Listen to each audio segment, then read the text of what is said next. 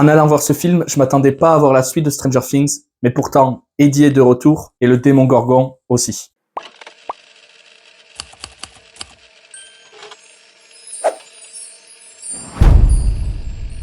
Aujourd'hui, on parle de Sans un bruit, jour 1. Ma petite blague du début vient du fait qu'il y a l'acteur de Eddie de Stranger Things qui joue dans le film et que les monstres ressemblent quand même pas mal à des démons gorgons avec leur gueule qui s'ouvre comme ça. Mais bref, Sans un bruit, jour 1, c'est un préquel aux 2 films Sans un bruit qui sont déjà sortis. 2 films que j'avais plutôt appréciés, mais que j'avais trouvé quand même un peu surcotés parce qu'on les avait vraiment vendus comme des excellents films. Et je les avais trouvés sympas sans plus. Mais du coup, là, j'étais très curieux de voir ce Sans un bruit jour 1 parce que le concept et le potentiel étaient assez ouf. Mais du coup, qu'est-ce que ça donne? Avant de commencer la vidéo, juste un petit message pour tous ceux qui regardent un peu toutes mes vidéos. Ceux qui sont pas intéressés, je vous mettrai un timecode pour passer. Mais comme vous avez peut-être remarqué, je fais plus du tout beaucoup de vidéos parce que c'est l'été, je suis rentré à ma maison chez mes parents et j'ai commencé un boulot d'été depuis plus de mois. Donc je n'ai plus du tout le temps de faire des vidéos. Et en plus, mon abonnement pâté est à Toulouse, qui est à 1 heure de chez moi. Donc je vais quasiment plus au cinéma. Donc voilà, tout ça pour dire que toute la durée de l'été, le rythme des sorties vidéo va être largement réduit, mais je reviendrai plus fort l'année prochaine. Donc c'est parti, on peut reprendre sur Sans un bruit.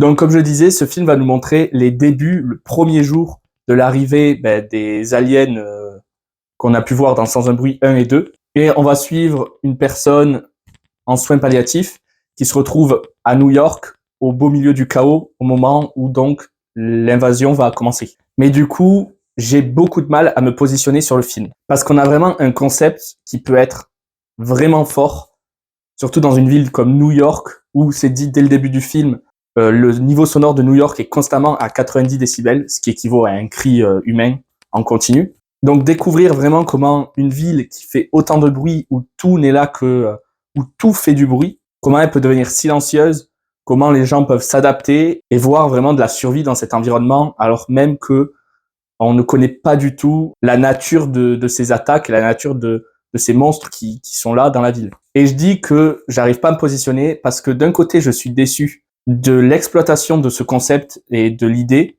mais vous verrez que ça va être rattrapé par des trucs auxquels je ne m'attendais par contre pas du tout.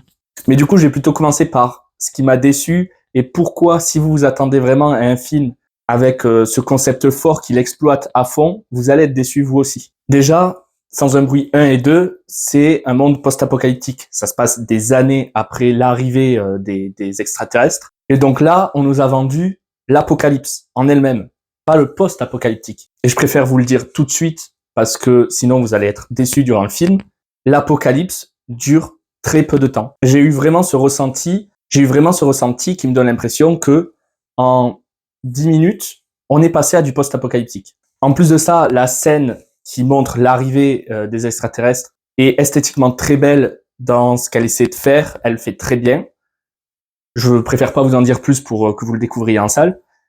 Mais par contre, c'est une scène qui fait qu'on ne peut pas exploiter complètement cette attaque sur New York, une ville énorme. Ça reste une scène très intimiste, alors qu'elle aurait, à mon sens, dû être plus spectaculaire et plus vaste. Et c'est un peu le problème que va avoir tout le film, mais j'y reviendrai un peu plus tard. Et donc ensuite, on va avoir pas mal de scènes tout au long du film qui vont essayer d'exploiter New York, le bruit que ça peut faire, du monde, etc. Et à chaque fois, le début de la scène commençait à m'accrocher. Et je me disais, voilà, là, ils utilisent vraiment le potentiel de leur film. Et à chaque fois, la fin de la scène gâche ce qu'ils essaient de mettre en place. J'ai donné quelques exemples pour que vous compreniez. Il y a une scène qui nous montre que tout seul, on peut être silencieux, mais qu'à plusieurs, plus il y a de monde, plus ça fait du bruit, forcément. Et l'idée est géniale parce que ça crée une tension qui monte au fur et à mesure qu'il y a de plus en plus de monde. Et donc, c'est un moment où on se dit, l'attaque peut arriver à tout moment. Et au pic de la tension, on a un plan de caméra complètement dézoomé qui nous montre le monstre, les monstres, observer la foule, ce qui gâche complètement l'élément de surprise et le fait que ça pouvait arriver à tout moment. On nous montre que ça va arriver. Donc, ça vient casser la tension au dernier moment. Ou alors un autre moment où un personnage semble pris au piège, on ne sait pas comment il va réussir à s'en sortir. On a pareil, une tension qui monte, un cut, puis on voit que finalement, il est sorti de là indemne. Donc voilà, c'est plein de bonnes idées qui finissent de la mauvaise manière, je trouve. Et alors, au contraire, à plein de moments, on a des jumpscares complètement gratuits qui vont rien apporter vraiment dans le film. Donc, sur ce point, je trouve ça un peu dommage. Donc, ça va vraiment être à la fois son défaut, mais vous verrez par la suite sa qualité. C'est un film qui est pour moi beaucoup trop intimiste par rapport au potentiel d'une ville comme New York, d'une ville où tout fait du bruit. On va vraiment s'attarder sur un personnage et rester collé. Littéralement, la caméra reste souvent collée à ce personnage.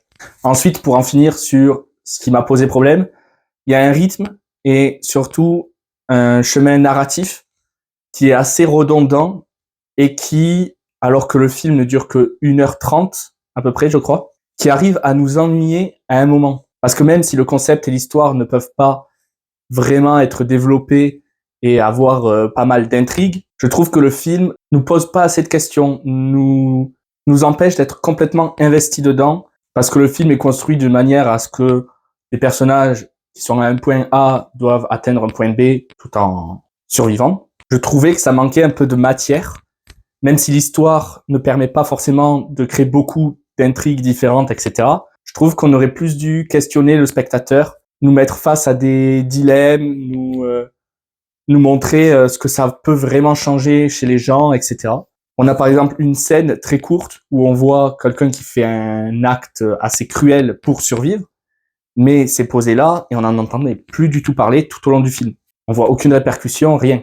Et je trouve que des scènes comme ça auraient dû être mieux exploitées et nous en mettre un peu plus tout le long du film, pour vraiment réussir à nous attraper et nous tenir en haleine pendant les 1h30. Mais cette petite longueur vient vraiment que sur le milieu, mais le début et la fin sont assez accrocheurs. Mais donc, maintenant, on va passer à ce qui a été positif pour ma part. C'est que, à défaut d'avoir un film plus grand spectacle, plus vaste, qui exploite vraiment le potentiel, on va avoir quelque chose d'un peu plus intimiste. Et ça a été fait de manière vraiment intéressante. Et finalement, c'est peut-être la meilleure partie du film. On a un personnage principal qui est en soins palliatifs. On sait assez rapidement que ses heures sont comptées. Et j'ai trouvé ça vachement intéressant de se focaliser sur un personnage qui est censé mourir dans un environnement où il faut survivre et où énormément de monde meurt malgré tout. Et il y a tout un questionnement sur qu'est-ce qui la raccroche réellement à la vie, pourquoi elle continue de se battre. Et d'ailleurs, la raison est assez drôle, et vous verrez dans le film. Et au final, même si je regrette qu'il n'y ait pas eu plus de questions soulevées durant mon visionnage, la principale thématique, c'est l'humanité. Avec le personnage joué par l'acteur de Eddie dans Stranger Things, qui va venir donner une touche d'humanité et qui va former un très bon duo avec le personnage principal. Sans oublier aussi qu'il y a un chat qui est vraiment omniprésent dans le film. Et mine de rien, j'ai trouvé que c'était une bonne idée parce que ça rajoute de la tension, parce qu'on ne sait pas si ce chat va miauler un jour. Je vous laisserai le découvrir dans le film. Et aussi parce que c'est un petit animal mignon, on a peur pour lui, on n'a pas envie qu'il meure. Sinon, en termes d'ambiance et d'esthétique, j'ai trouvé ça aussi vachement réussi. Peut-être un peu gris, tout est tout le temps gris parce qu'il y a de la cendre, il y a de la fumée un peu partout dans New York. Mais j'ai trouvé les décors très convaincants. Il y a des très jolis plans qui jouent avec le feu, avec des explosions, qui donnaient des contrastes vachement intéressants. Et sinon, comme je disais, c'est un film assez intimiste. Donc on va avoir une caméra épaule assez proche du personnage principal, beaucoup de plans rapprochés. Ce qui fait que, mine de rien, c'est quand même assez immersif. Il y a certaines scènes qui me faisaient penser un peu à Cloverfield. J'avais à certains moments l'impression que la caméra était vraiment dans l'action avec les personnages. Sinon, en termes d'effets spéciaux, il y a quelques trucs un peu moches de temps en temps. Je pense à un bateau qui me faisait vraiment faux.